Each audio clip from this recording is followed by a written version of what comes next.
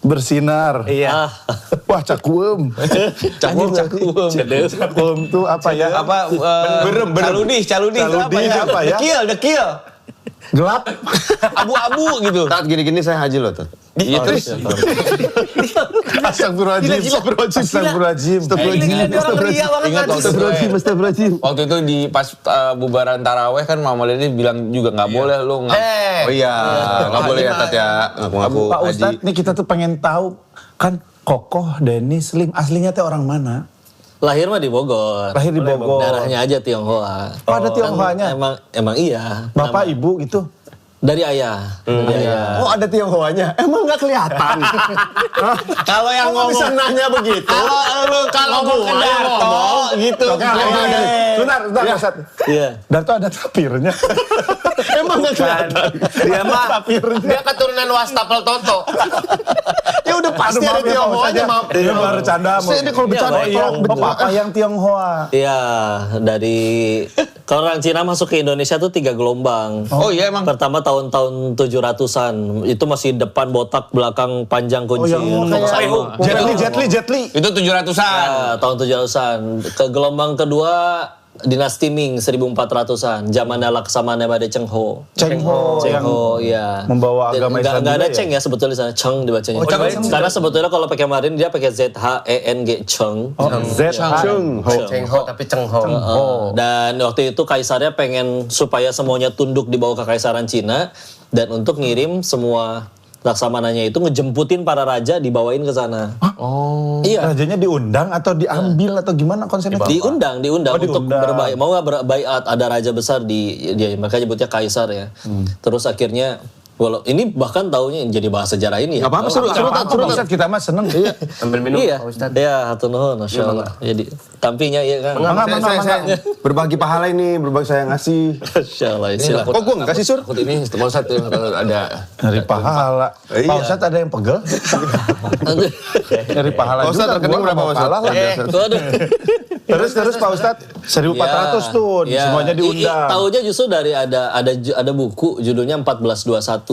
Itu tahun maksudnya ya, bukan maksudnya setengah 3 kurang 9. Aduh.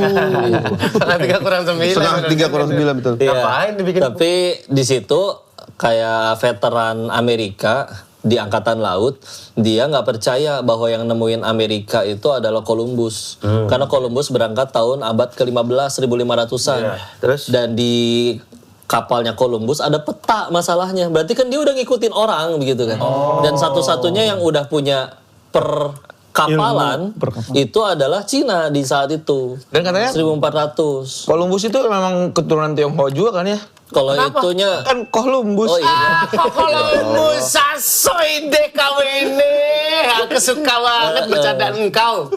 Ya cuman ketika akhirnya beres dijemputin, nyampe ke Cinanya lagi, kaisarnya udah dibunuh, dikudeta. Seingat saya entah sama pamannya atau sama sepupunya sendiri. Dan akhirnya mereka pengen justru membuat Cina itu tertutup. Akhirnya semua bukti pelayarannya dibakarin, dianggap jadi buron, kaburlah sampai akhirnya meninggalnya di Semarang. Oh, serius ini apa? Serius? Cheng Ho? Iya. Meninggal ini ada makan. Makanya kan ada Masjid Cheng Ho itu kan masih mengingat gitu.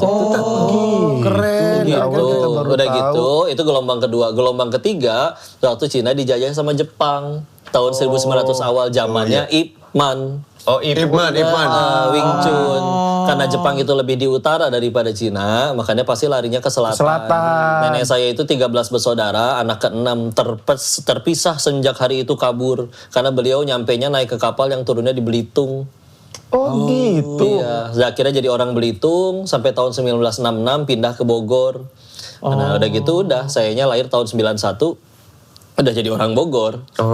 Gitu. Tapi emang ya silsilahnya sampai atas-atas ya. Bisa sampai atas-atas begitu. Diulik gitu. Iya, dicari tahu nanya ke ini. Iya. Nanya Mohon ke- maaf Pak Ustadz, saya mau nanya. Mohon maaf tapi ya. Iya. Tapi dari lahir berarti sudah seorang Muslim. Karena ayah nikah sama ibu udah Muslim kan. Ya, cuman kan saya besar sama nenek, beliau Buddha, di rumah ada meja abu, TK sampai SMA sekolah Katolik, doyan makan babi, cari duitnya di Thailand, jadi suka dikira begitu. Tapi baru benar-benar belajar Islamnya memang ketika pulang dari Thailand itu 2017. Oke. Berarti kan orang Ke Thailand? convert ke Islam karena katanya dapat hidayah kan. Iya. Oh. Kalau dia terlahir dari bukan Islam dan hidayah, apakah hidayah itu datang ke sebagian orang doang atau semuanya dapat hidayah tapi kepekaannya yang beda-beda? Nah ini ada 3 pendapat nih. Kalau kata Ustadz tadi Hidayat, Hidayah itu kayak kalau ada orang bagiin makanan di masjid, terus ada satu orang nggak mau ngambil, nyampe OTW jalan pulang dia mati kelaparan, salah siapa? Salah dia.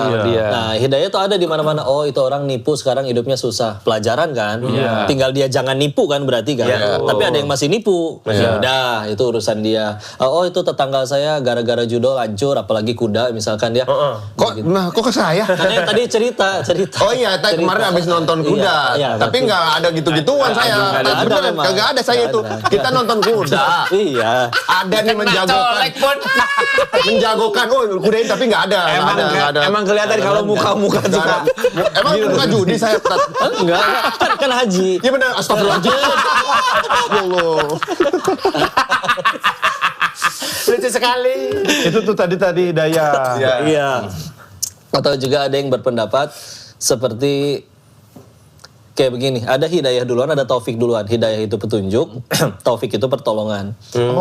Jadi ada yang dapat hidayah duluan, ada yang dapat taufik enggak, kayak atau sebaliknya. Contoh, orang dia lagi maksiat nih jelas-jelas, misalnya lagi di tempat dugem misalkan. Cuman dia akhirnya mikir, saya mau sampai umur berapa ya? Sekarang aja udah umur segini, masa hidup kayak begini melulu. Nah, itu dia masih maksiat gitu. Tapi dia udah kepikiran pengen berhenti. Itu hidayah. Hidayahnya sudah datang, tapi dia belum dapat pertolongan untuk berani meninggalkan itu semua. Jadi kalau misalkan tiba-tiba ada telepon, ayo pulang, berarti mungkin itu taufiknya. Ya, mudah-mudahan. Nah, kalau pulang betulan. Nah, tapi kalau yang nelponnya istri kan masih aman. Yang repot kalau yang ngejemput malaikat maut kan nggak bisa nego.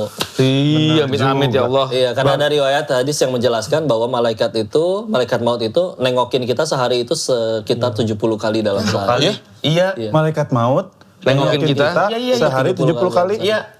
Belum. Gitu. Iya. Ngaco kene. Allah Lu tau lihat Sister. Tapi tenang, dia mau jengukin sehari 5.000 kali pun kalau emang belum waktunya dia nggak akan mau. Betul. Tugas kita mudah-mudahan baik terus, jadi pas dijemput lagi berbuat baik. Udah gitu doang. Amin. Berarti paling enak mah Ami Gumelar ya. Kenapa? Dapat topik apa Hidayat? Topik Hidayat. Istrinya Taufik Hidayat, teman kita juga. Teman kita, wah dapat Taufik Hidayat, jadi wamen lagi. Nah, Masya Allah ya. Ketua. Masya Allah.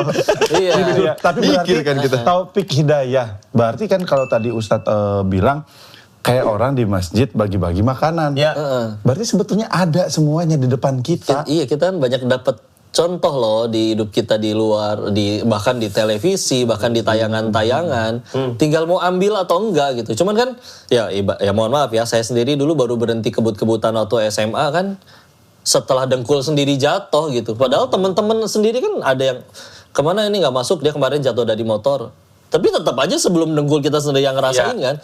Makanya kalau orang bilang pengalaman adalah guru yang terbaik, ya emang kudu ngerasain sendiri. Harus kena batunya dulu gitu katanya ya. Kudu kena jewer dulu. Nah tinggal kita nih mau datang ke Allah dengan sukarela atau dipaksa dulu sama. Ya Allah. Tapi saya mau nanya juga, kan ada juga nih kalau ngomongin contoh ya, nggak setiap yang dia maksiat terus hidupnya berantakan. Ada juga yang ini maksiat kok tajir-tajir aja gitu. Iya, koruptor. Ada lah. Ya orang. Bukan teman kita. Oh gitu. Tapi mau temenan. Tahu kan maksudnya? Maksudnya bukan orang. Ya gitu. Nggak maksud pertanyaannya, Ustaz. Nggak gini. Bukan maksud orangnya. Kita tahu maksud pertanyaannya. Ngomongnya tahu kan maksudnya, tapi kalau Ya maksudnya tahu maksud gua kan iya, gitu. mukanya kayak kenal kan orangnya. Ya makanya kan maksudnya gitu kan ada kan. Ini orang Kita udah jaga nih misalnya kita saya nggak mau bandel karena takut rezekinya jadi seret atau apa. Tapi ngelihat teman-teman yang lain, kok dia tetap bukan teman-teman yang lain. Orang lain. Kalau saya Pak Ustadz, saya semua makhluk hidup di dunia ini saya anggap teman. Oh gitu. Karena Tarzan. Teman saya. Teman Tarzan. Ini teman saya. Tarzan, teman. Baik. Ya tapi gitu Tat gimana Tat? Ya itu Ya baik, bismillah. Makanya definisi kebaikannya itu kita lurusin dulu. Kalau sekedar definisi hidup yang baik itu duit banyak, punya jabatan dan segala macam, ya udah berarti kita kalah semua sama koruptor. Cuma kan ternyata syarat ke surga kan nggak harus punya duit. Syarat punya anak soleh itu nggak harus punya banyak duit banyak. Karena kalau misalnya syarat punya anak soleh harus duit banyak, ya anak koruptor pasti anak tersoleh. Nggak akan ngegebukin anak orang diinjek terus selebrasi. Iya. di Amerika itu, di Amerika. Begini di jalan. Itu di sana di luar Itu negeri. di luar Minnesota. negeri. Itu di Minnesota. Timberwolves. Mississippi. Timberwolves anak basket. Guys, Anak ganti basket. topik yuk, aku nggak kerasan. Jadi intinya bagaimana tuh Pak Ustadz? Ya, Makanya definisi baiknya lurusin dulu. Luruskan dulu Jadi gini niat lah, kita ya. nikmat sama musibah itu kita suka salah kaprah. Dan kalau ini salah kaprah kita susah bahagia nanti. Kalau nikmat itu sekedar semua kepengen kita jadi nyata, atau lebih beruntung yang orang-orang yang jahat, yang nyuri, yang korupsi dan lain-lain. Tapi kita tahu baik itu satu standarnya. Apapun yang bikin kita tambah dekat sama Allah. Jadi berarti mohon maaf, motor hilang berarti nikmat kok. Kalau gara-gara motormu hilang kamu jadi ke masjid terus, nggak bisa kemana-mana lagi. Allah juga tahu motormu kamu pakai untuk apa. Ya udah itu pertolongan. Cuman kenapa kamu sedih? Ya di hatimu belum Allah. Buktinya ketinggalan sholat nggak nangis, hilang duit baru nangis. Jadi Berarti definisi bahagianya tuh harus Iya. diganti, mindsetnya tuh harus diganti ya. iya lagi Maksudnya, nih, misalkan maksiat dia dapatnya berapa? Sedikit kan? Cuman dunia kan, nggak banyak dan udah mah cuman dunia. Sebentar lagi berapa lama? Yang mau nyampe 80 tahun, umur 60 aja pasti makan emping udah asam urat, udah repot, nggak akan bisa ngapa-ngapain. Tahu-tahu hisapnya lama, PR, jadi ngapain? Tapi kan Tamparan keras. cuman kan sekarang semua kan harus pakai uang. Maksudnya sekolah mahal Pak Ustadz. Iya. Bensin mahal, Iya. biaya hidup Pajak mahal. semua. Jadi kita pun mau enggak, gue tetap pengen bahagia. Tapi mau duit mah ripuh kene sih gitu. Dah eta teh hese gitu. Jadi curhat aing mah. Udah. Dia emang curhat dari dalam hati Ustaz. Ada kita Pengennya mah bersyukur alhamdulillah sakieu ge. Kamar Makanya udah kan ada AC. Dibilang yang banyak ya sahabat Nabi ada yang uangnya banyak. Sahabat Nabi juga ada yang istilahnya ekonominya ibarat menengah ke bawah. Tapi kan mereka kalau kayak begitu karena jatuhnya pilihan. Ada sahabat Nabi aku lebih mudah. Ada loh sahabat Nabi yang berkata aku lebih mudah dekat sama Allah kalau aku menjabat. Makanya ada sahabat Nabi yang pergi kemanapun harus jadi pemimpin, gak boleh jadi rakyat. Amr bin As contohnya. Makanya akhirnya jadi gubernur di Mesir. Tapi juga ada sahabat Nabi yang merasa aku lebih mudah dekat sama Allah kalau gak punya apa-apa. Abu Dzar Al-Ghifari misalkan, atau Abu Darda radhiyallahu anhuma. Jadi bagi mereka, jadi benar-benar mereka tuh cuma jadiin itu jembatan gitu. Ingat kan analogi jembatan sama rumah? Kita pengen pulang ke rumah lewat jembatan gak ada jalan lain. Kan gak ada yang menghias jembatannya begitu indah. Karpet, empuk, pegangan dari emas, lampu sorot, seindah-indahnya jembatan. Kita gak mau tinggal di jembatan kok. Sedangkan rumahnya bobrok, pintu lepas, kaca pecah, atap jebol. Anda gak mau tinggal di jembatan, tapi nah kita lagi di jembatan nih. Iya kan? Kalau kita stres karena pasti sibuk bagusin jembatan, bukan bagusin dunianya. Pasti sibuk bagus-bagus sesuatu yang pasti akan kita tinggalkan. Sebagaimana kita juga perlu jembatan buat ke rumah, ya kita ke surganya Allah perlu jembatan kan? Ada yang jembatannya harta, maka gunakan harta itu dapatnya dari mana, dipakainya untuk apa. Ya. Ada yang jembatannya ilmu, ya gunakan untuk berdakwah. Jadi ya silakan, cuman ya balik lagi, kalaupun ada yang berjuang keras untuk jadi kaya, monggo banget. Sahabat Nabi juga pada kaya kok, ada yang kaya, tapi kan itu dia gunanya supaya dia nggak tunduk sama manusia, karena dia udah punya daya, dia bisa nolong orang lebih banyak. Persamaan dari mereka semua cuma menjadikan semua ini jadi jembatan kepada Allah aja. Gitu. Iya perlu duit. Cuman kan sebetulnya kan kita nggak disuruh nyari yang banyak, yang penting cukup. Tapi yang bahaya itu bukan harga mahal, yang bahaya itu kalau kita nggak ditolong Allah. Iya. Kalau udah mau nolong ya jadi. Gimana? Maaf. Bukannya uang banyak itu juga ujian. Iya, makanya kan. Jadi semua yang terjadi kita dengan uang banyak gitu misalkan. Betul, maka jadi konsepnya gini, semua yang terjadi di hidup kita ujian. Terserah kita mau jadiin itu nikmat atau musibah. Gimana cara jadiin itu nikmat? Berarti kita gunain buat jalan tambah dekat sama Allah. Gimana kita jadiin itu musibah? Ya udah duitnya dipakai buat kita jadi sombong sama foya-foya sama maksiat. Iya, karena kan kita kayak megang kontrol. Lu misalkan dikasih dititipin harta banyak gitu. Lu mau hancur banget bisa, mau bagus banget bisa gitu. Bahkan godaannya lebih gila karena lu bisa ngelakuin apapun. Betul gitu maksudnya. Ya udah ujian. Tinggal kita mau jadiin jadi apa nih? Berarti mindsetnya aja yang dijadiin kayak gitu. Ya betul lah, insya Allah. Ya. Tuh ada yang mau nanya tuh, Pak. Nana boleh apa dada? Ya. Katanya ya, kan doa tuh banyak orang bilang, wah gue mau doa terus tapi nggak pernah kabulkan gitu segala macam. Cuman kalau kata orang-orang justru ya doa itu banyak orang yang minta doanya lebih baik dikabulkannya mungkin nanti di akhirat, bukan cuma di dunia. Iya.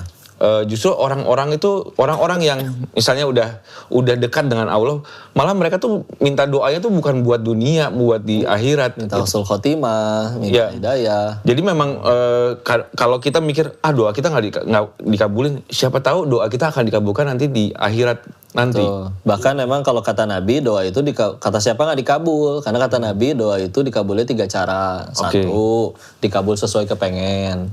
Kalau nggak dikabul gimana kok? Dijauhin dari musibah. Harusnya kepleset nggak jadi, harusnya ketipu, handphone penipunya hilang misalkan. Kok saya udah doa nggak dikabul, keserempet ini lagi angkot. Kalau nggak doa mungkin keserempetnya tronton. Jadi alhamdulillah, jadi cuma sama angkot, ya kan? Kok saya udah nggak dikabul, tetap keserempet lagi. Maka berarti pilihan yang ketiga, dihapuskan dosa-dosanya. Maka bisa jadi akan ada orang yang pulang nanti ke hadapan Allah dalam keadaan gak bawa dosa. Loh kok saya gak ada dosanya ini? Kan kamu udah sabar dulu, doanya gak dikabul-kabul. Berapa puluh tahun kamu minta keturunan? Coba. Banyak sahabat artis yang pada menanti keturunan itu sekian lama, itu gak kebayang itu pahala. Insya Allah. Kalau ikhlas sih. Iya kalau ikhlas, kalau maksudnya Ridho sih. Kalau ridho, iya bahwa ini adalah kehendak Allah gitu. Iya. Karena sekarang kalau di Indonesia suka ketukar ridho sama ikhlas. Itu bedanya apa ikhlas dan ridho? Ridho itu dalam menerima takdir Allah. Kecopetan, ya dasar maling kurang ajar, emang kurang ajar. Kalau soleh kan gak nyopet, gitu kan? Gitu. Dan gitu kalau misalnya ikhlas itu memurnikan ibadah hanya kepada Allah. Jadi ridho itu saat terima, ikhlas itu saat berbuat. Berbuatnya buat apa nih? Jadi kalau kamu sholat duha tadi, kalau kan kita bilangnya ikhlas lillahi ta'ala kan. Karena kalau misalnya nggak ikhlas lillahi ta'ala berarti gara-gara apa? Oh lagi ada calon mertua biar dikira soleh.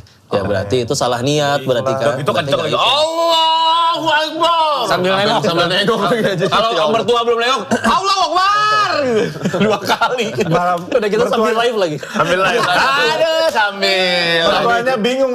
Sholat duha kenapa dia kenceng suaranya katanya.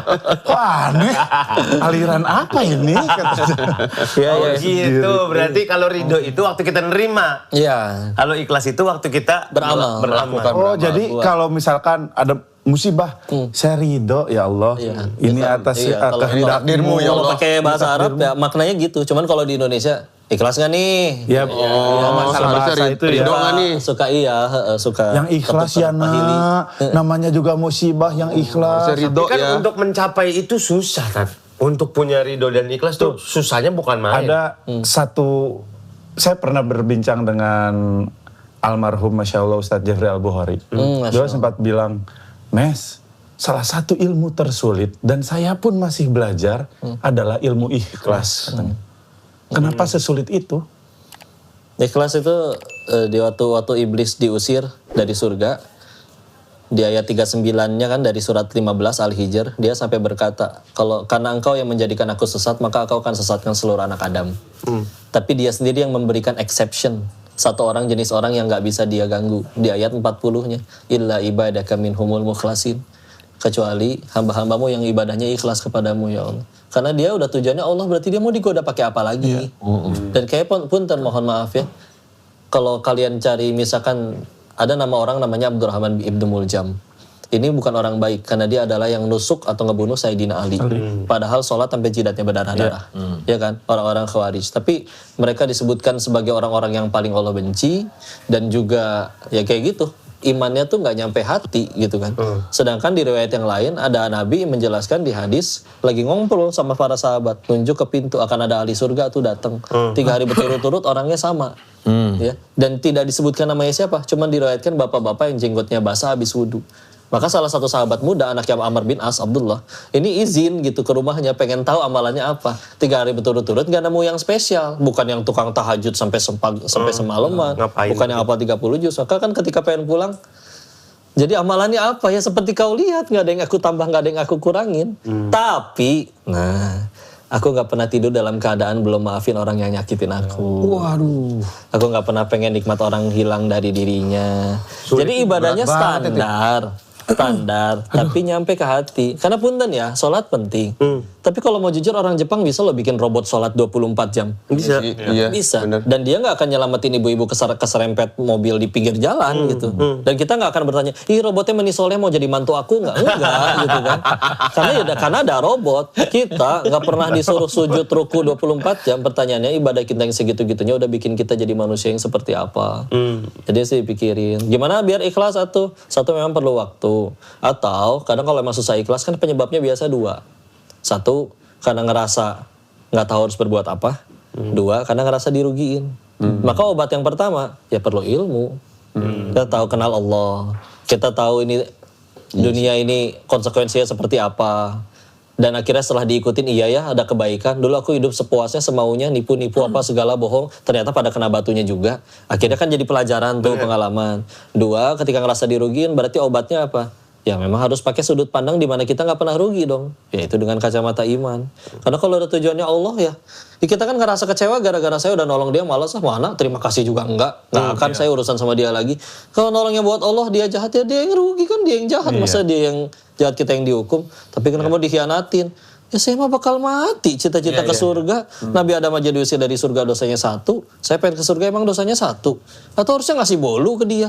Tapi kan dia nyebelin. Ya alhamdulillah meninggal gak ditanya kelakuan dia. Ditanya kelakuan masing-masing. Tapi kan kamu dijahatin.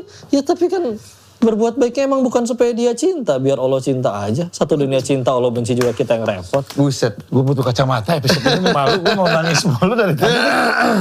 Kalau misalkan nih Tat, kita kesel sama orang nih, nanti juga Allah yang balas. Kita nggak mau ngerepotin Allah, kita pukul duluan. Nggak gitu dong. Berarti lu yang dosa.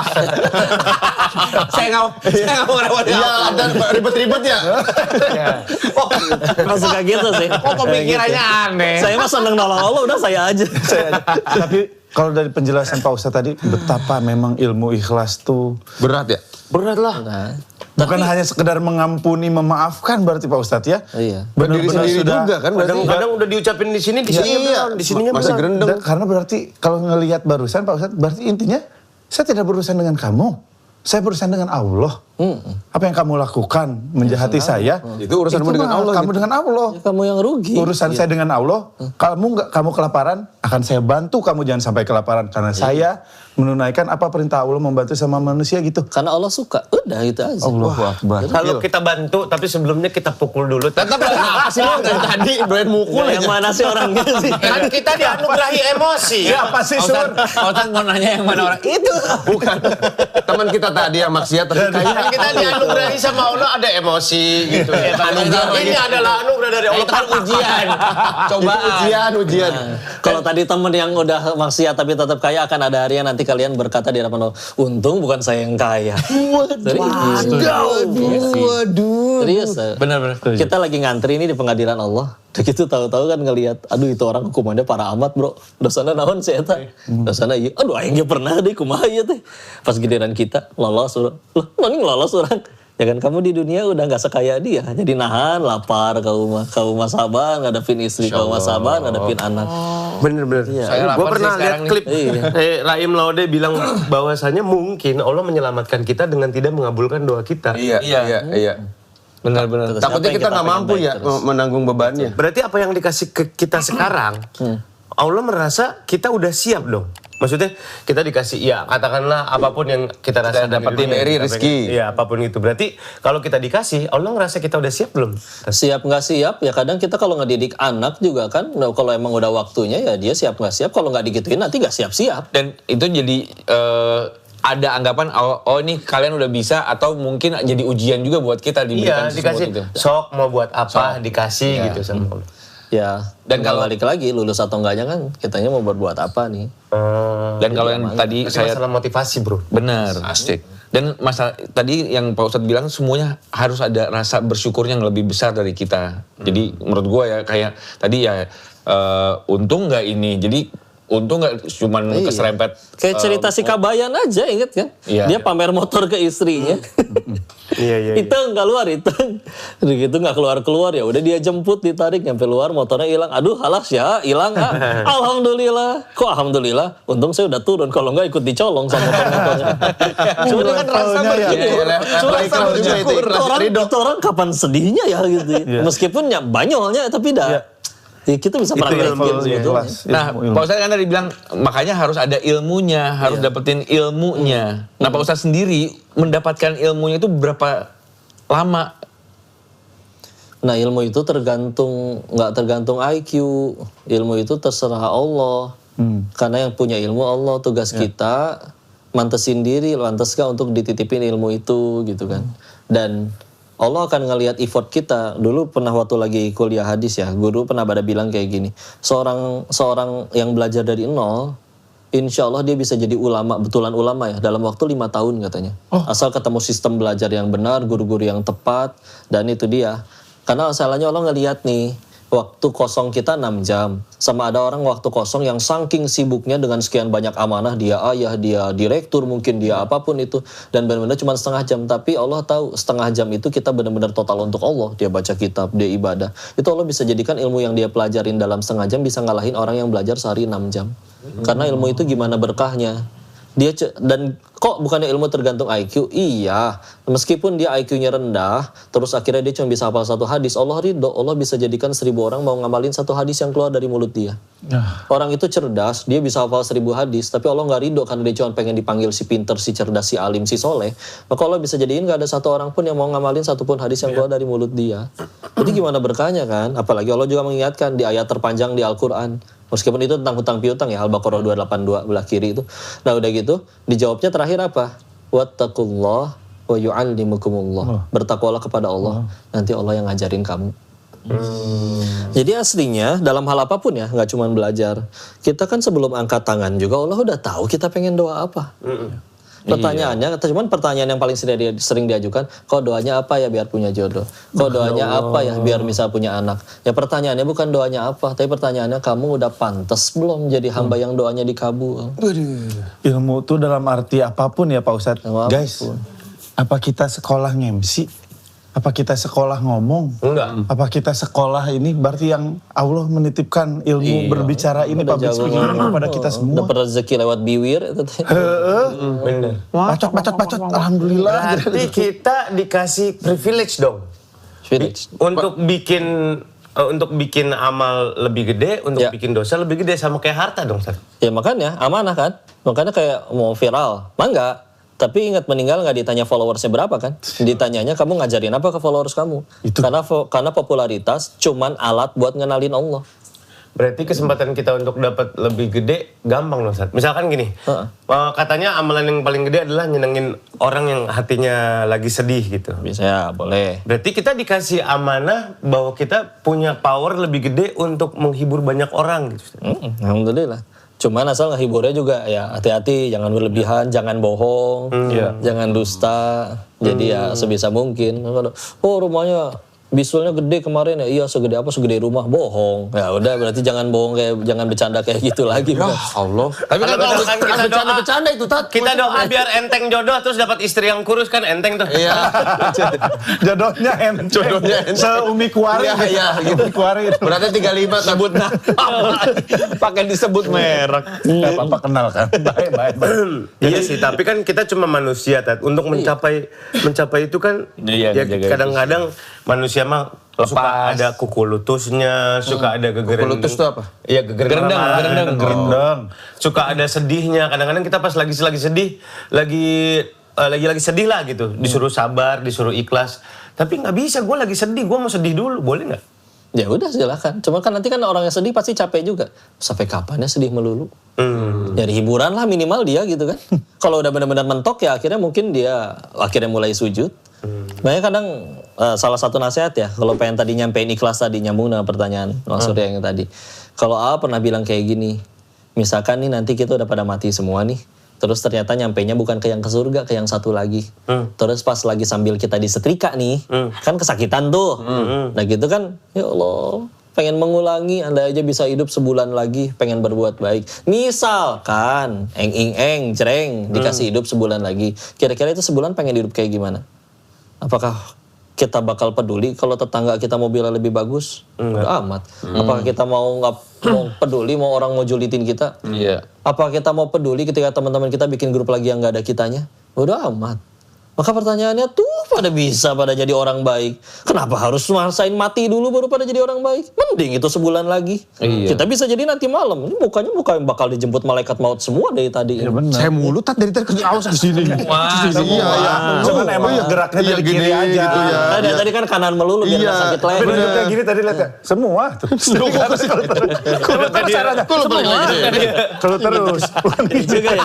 Seteng-teng dia. Kenapa Ada begini ya? istilah orang Indonesia, orang baik matinya cepet katanya. Iya. Berarti kita ini masih dikasih kesempatan buat ngapusin, buat berbuat baik. Iya, buat berbuat baik. Kata Nabi, manusia yang paling beruntung memang yang paling panjang umurnya. Tapi kan ada dannya. Dan Paling banyak amalnya. Paling beruntung, paling banyak panjang umurnya dan paling banyak amalnya. Kebaikannya. Dan kalau ditanya kata Nabi, siapa yang paling rugi orang? Sama, yang paling panjang umurnya. Tapi yang paling buruk amalnya. Iya benar.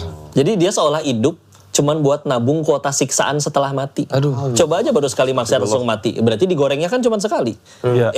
Ini dikasih waktu sampai berapa puluh tahun lagi dulu. Kan repot. Maksiat terus. Jadi digorengnya ya seumur itu juga ya. Ya udah, kan udah mendapatnya sedikit. Jadi sararibu. Makanya ya udah beda, bener-bener udah beda tujuan aja gitu. Iya, iya. Tujuanmu mau Allah atau apa nih? Mau coba dulu hidup tanpa ngejar Allah. Mau sampai kapan? Mau ganti perempuan tiap hari? Nanti akan ada harinya perempuan yang nggak mau sama kita. Kitanya udah kisut. Boro-boro mau bandel. Akan ada harinya dengkul jalan susah. Pipis saja nggak bisa ke toilet sendiri.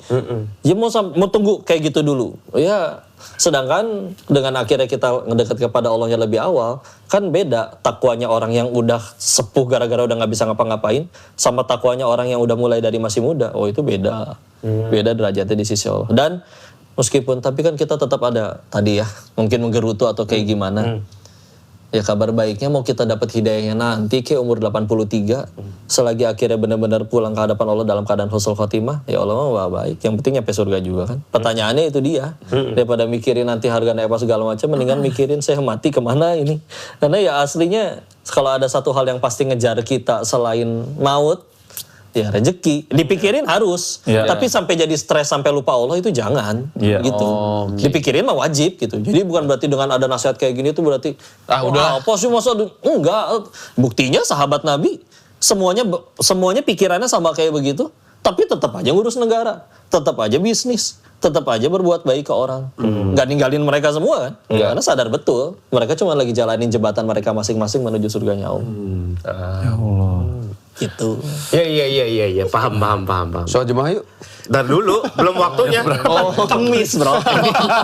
Soal Jumat itu, iya. Salah itu, kalau sholat Jumat hari Kamis salah.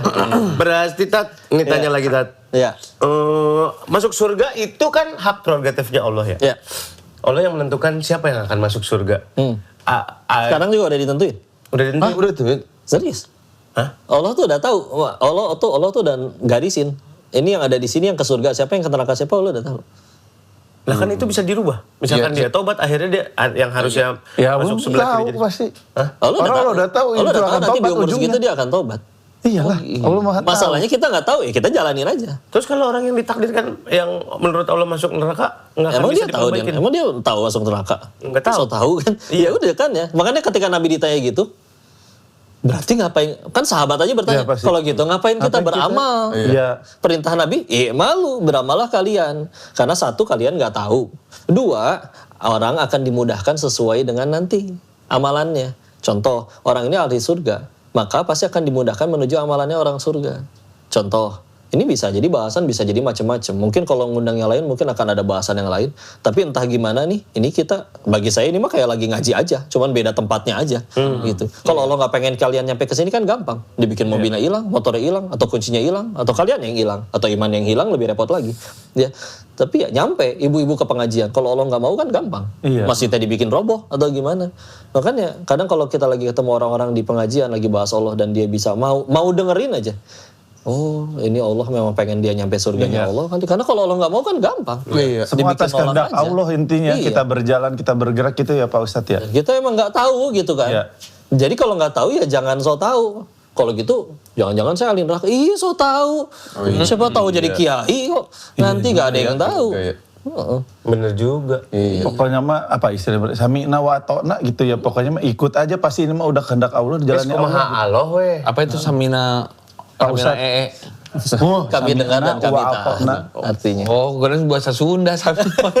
Makanya gue Samina. Sami-sami. Makanya ngomong pasti bahasa Sunda ya. Ya gelasnya ya China gitu.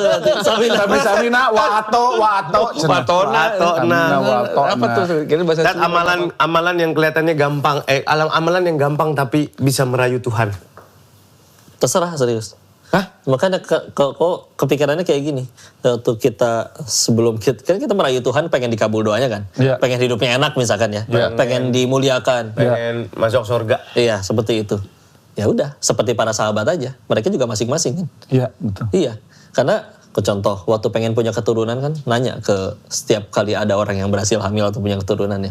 Itu dia amalannya beda-beda. Yang satu sedekah, yang satu Quran, yang satu birrul walidain. Karena kalau misalnya dipatokin semuanya harus ini seragam. Ya gimana yang nggak punya mata harus ngaji semua misalkan. Ya gimana pengen sedekah gimana yang nggak punya harta. Nah kabar baiknya silakan kamu sukanya apa. Yang penting kamu ngelakuin ikhlas lillahi ta'ala.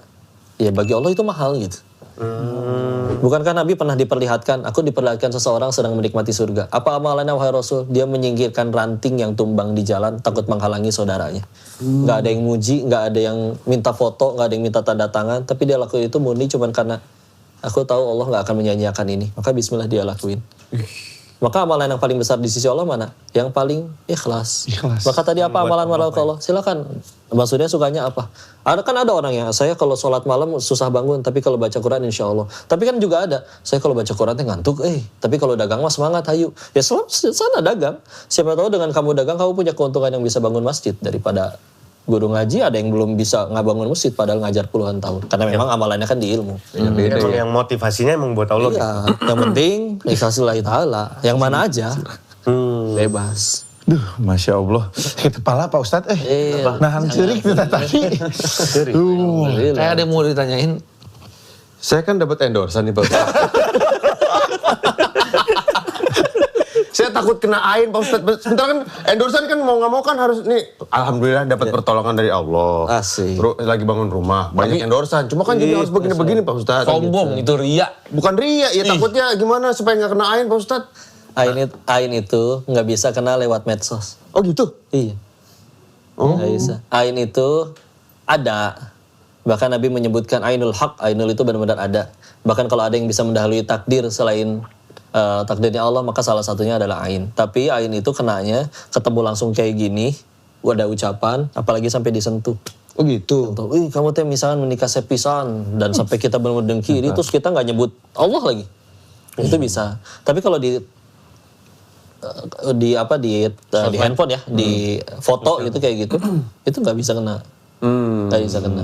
Ain itu kan sebetulnya pandangan mata dan dia sampai bisa jadi ngeganggu orang itu ya ada perantara ya si bangsa jin ini tahu nih ini orang ada entah dengki atau entah kekagum tapi nggak ingat Allah, maka akhirnya disampaikan ke orang itu. Jadi ada andil jinnya. Nah, tapi jin itu memang betul bisa gangguin manusia, tapi dia kan ada pintunya. Pintunya apa? Maksiat. Makanya contoh punten ya, orang yang pakai apa sih susuk gitu ya, yang biasanya naksir biasanya bapak-bapak yang nggak sholat. Oh, serius? Gimana? Orang pakai susu. Cewek nih misalnya. Cewek pakai susu. Iya. Kan nyari Yang jodoh, naksir buat jodoh. jodoh. Yang naksir sama cewek pakai susuk ini, Biasanya nggak bapak yang nggak sholat. Biasanya, karena ya dia diganggu oleh bangsa jin dan itu emang kerjaannya begitu kan untuk ngeganggu keimanan orang. Dan pintunya apa? Ya kita harus benar-benar tutup pintunya sampai kita benar-benar nggak bisa diganggu. Ibarat gini lah ya, entah yang kesurupan, yang diganggu, yang bisa ngelihat, bisa apa segala macem. Bukan indigo itu bukan kelebihan. Indigo itu lagi diganggu dia sama bangsa jin. Ya. Apalagi IndiHome, nggak boleh ya. Soalnya kalau indigo kan ale atau indigo ale. Mama. Ayo lanjut. Dia lagi diganggu. Ya. Jadi ya udah. Tapi ya namanya diganggu. Ibarat kalau misalkan di rumah ada kecoa, disemprot pakai anti serangga kan mati. Tapi kalau rumahnya nggak pernah dibersihin, kan kecoanya datang lagi. Jadi cara terbaiknya adalah ya udah bersihin rumahnya sampai kecoa juga males datang. Jadi kalau kita yang diganggu, gangguan jin itu nggak harus dalam bentuk penampakan atau kesurupan ya.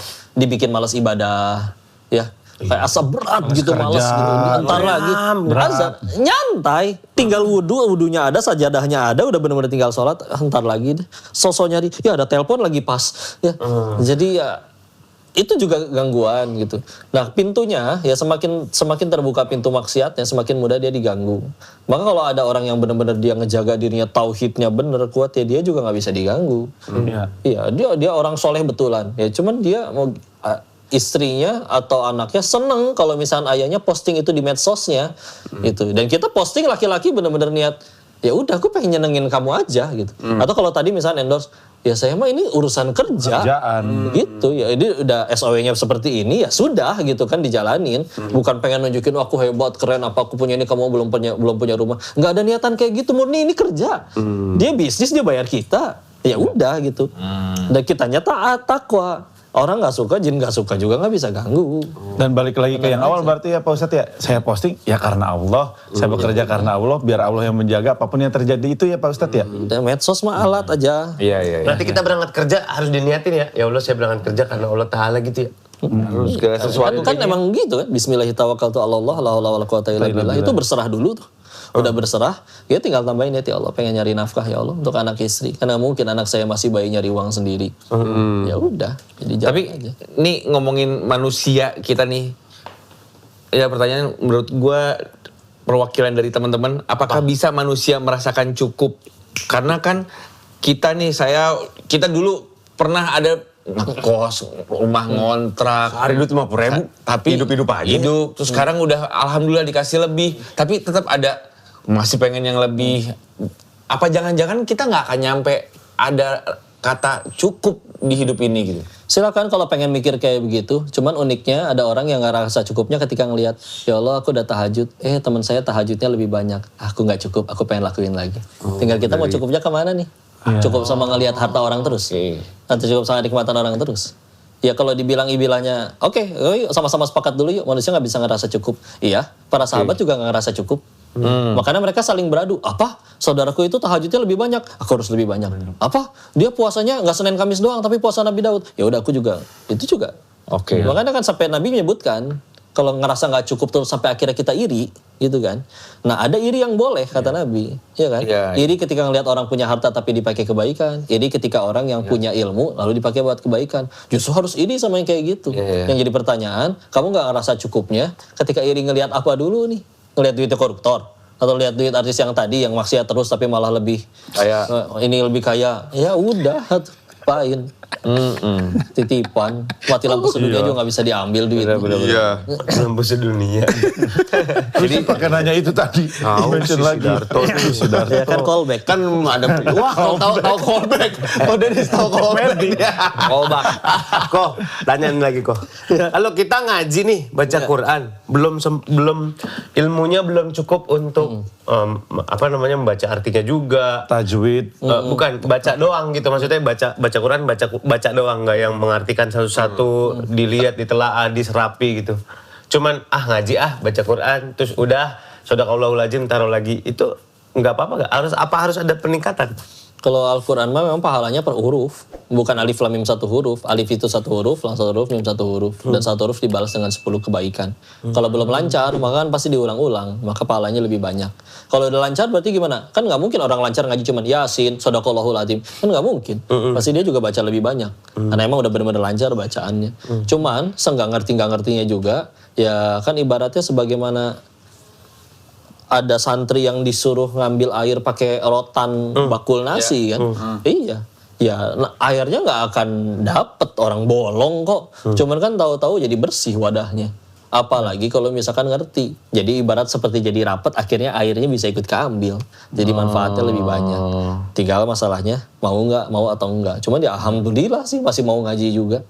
Di luar sana bahkan ada yang bangga dengan maksiatnya kok. Jadi kalau belum lancar justru pahalanya Lebih banyak karena berkali-kali. Iya, itu kan ulang-ulang. lebih ke keadilan Allah sih. Cuman biasanya orang yang udah nyampe titik itu biasanya tetap nyesel. Nyesel kenapa nggak dari dulu? Gitu kan. Kalau ngajinya lewat handphone? Nggak apa-apa, karena Al-Quran itu kan sebetulnya turun waktu malaikat Jibril nyampein ke Nabi itu kan bukan dalam bentuk kitab. Tapi wahyu kan disampaikan terus diulangi gitu. Nah wadahnya sekarang ada yang dijadikan mushaf, ada yang ada di handphone, ada yang ada di mungkin ada yang pakai gulungan kain gitu ya kalau zaman dulu gitu ya. Lah kurma. Ya sudah, aslinya bacaan Quran itu memang yang kita lafadzkan yang sesuai dengan apa yang diterima oleh Nabi dahulu. Ya. Makanya kalau misalnya ada handphone dan dalamnya ada Al-Qur'annya, boleh nggak dibawa ke toilet? Kan lagi nggak jadi Quran dan tidak kita lafadzkan, mati layarnya disimpan. Iya. Iya, jadi ya nggak apa-apa. Iya benar. Memang sangat fleksibel lah ya. Iya, gitu. Naon, Begitulah hanya saya. naon deui. Enggak. Pak Ustadz nih saya mau nanya. Kan Emang enggak? saya kadang suka begini.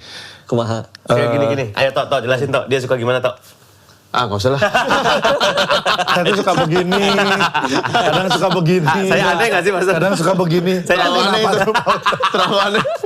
Ya, saya tuh kadang kalau tadi ngomongin Al-Quran ya, memang suka ada satu momentum ketika memang lagi pusing, banyak masalah apa gimana. Salah satu cara yang paling saya suka lakukan adalah membuka Quran. Karena ada Quran dengan terjemahannya. Iya. Jadi saya suka iseng gitu Pak Ustadz. Tapi memang pribadi ya, cuman apakah memang sebetulnya ada ilmunya, harusnya seperti apa. Walaupun kadang memang saya tanya, ketika saya tidak mengerti cara penafsiran saya, pasti saya menelpon guru-guru lah. Cuma ketika mengerti, oh ini ternyata Ima surat ini ayat segini ternyata tentang keikhlasan nih kayaknya. Oh ya udah berarti ikhlas. Kayak begitu-begitu sebetulnya gimana Ustadz, ada gak sih ilmunya bertanya pada Quran gitu? Ya sahabat memang dulu kalau ada masalah ya nyarinya di Quran juga. Alhamdulillahnya mereka pada hafal aja gitu. Ya. Kita belum hafal ya silakan boleh lihat. Kalau kau sih kalau ngedengar pertanyaan kata tadi lebih ke mikir, ya udah berarti Allah, salah satu ciri Allah sayang kan dengan dibikin dia selalu butuh Allah gitu. Cuman kan kita mau sampai kapan jadi orang yang masa baru nyari Allahnya nunggu ada masalah terus. ada masalah. Ibarat kalau kita punya teman yang kalau senang-senang selalu sama grup yang ono, ada masalah baru nyari kita. Kan jiwa julid kita aja bergejolak gitu kan. Itu yang temen yang tadi itu yang bukan. Bukan menyimak ini. Oh iya. Terus ini orang nih.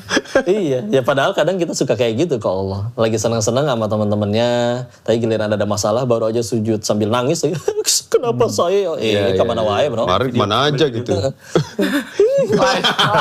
Bikin konten. Ganti filter. Kok sempet ya? Kok sempet? Aku mau nangis. Kok sempat sih? sambil lihat teriak di mobil, ada gelas Sorcelli gitu. Kenapa sih Kak? Sedih. Dia kolom komen. Semangat ya Kak. Makasih. Jangan lupa tap-tap layar. Jangan lupa tap-tap layar. Ada yang kasih gift. Makasih ya. Bukan cantik ini di keranjang kuning ya. Jangan lupa tap-tap layar. Emang ada yang begitu? Lu suka amazed gitu sama, ya udahlah sama temen-temen yang konten. Caper. sempet gitu. Atau kayak misalkan mau bunuh diri live atau update dulu kan sama caper gitu. Kalau emang pengen nanti ya justru mumpung gak ketahuan. malah jadi diumumin. Iya. Malah jadi ketahuan gitu ya apalagi. Caper sampai ke tulang-tulang ya repot. Mudah-mudahan kita bisa jadi orang yang selalu ingat sama Allah ya berarti. Amin. Karena kalau enggak nanti Allah yang ingetin. Iya. Dengan masalah, dengan musibah, dengan apapun. dengan keinginan.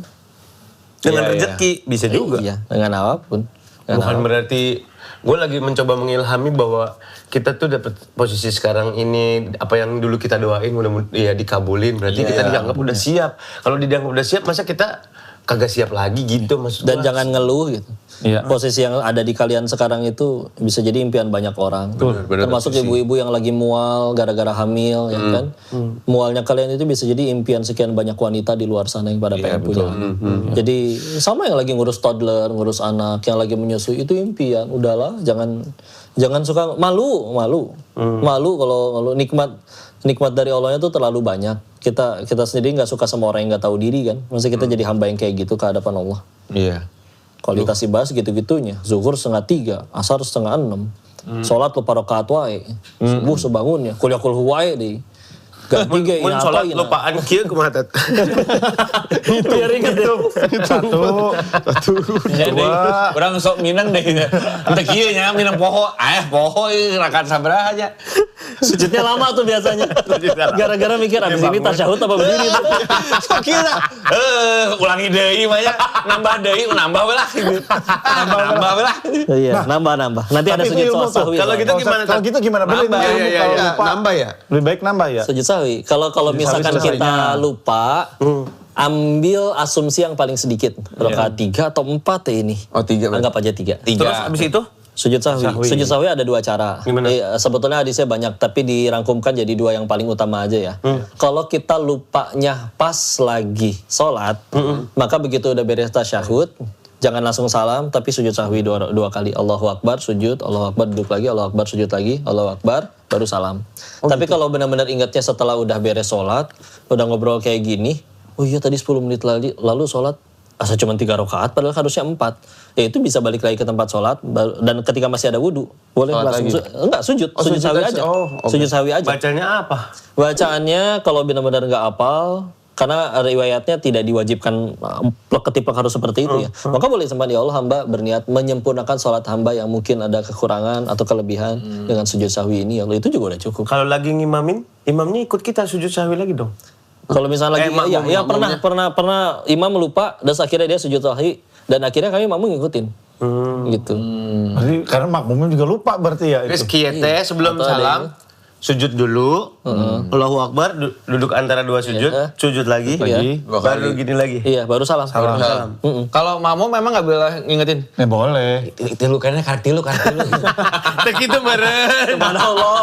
Karek tilu ye. Subhanallah ya. Ya, subhanallah. Subhanallah. Kalau perempuan menepukkan tangannya gitu. Karena Kalau kalau Gimana sok gitu? Subhanallah. Lagi sholat sendirian, ditepok orang mau masbuk, dia apa sih malah Iya, gitu? yang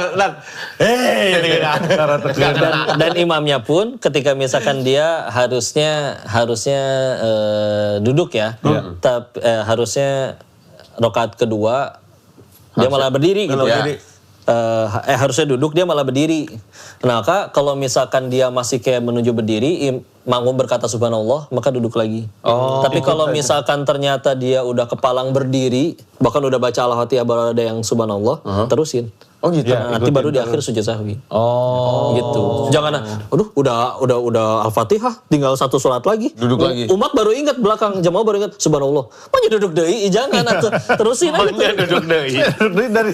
dari takbir ya langsung duduk. Oh gitu. Gitu. Dan makmum Langsung beres bubar. ya mudah-mudahan ini jadi apa ya? Jadi kita Hidayah. menggunakan amanah yang dititipkan sama Allah untuk menyebarkan kebaikan sama orang ya Pak Ustadz. Podcast ini baru jadi baik bukan ketika banyak yang nonton, tapi ketika membuat diri semua yang ada di sini dan semua yang nonton jadi tambah dekat sama Allah. Amin. Ya Allah, ingat yang mau berangkat kerja bilang Bismillahirrahmanirrahim, la haula wala quwata illa billah, diniatin buat nyari rezeki buat keluarga, diniatin Buat Allah.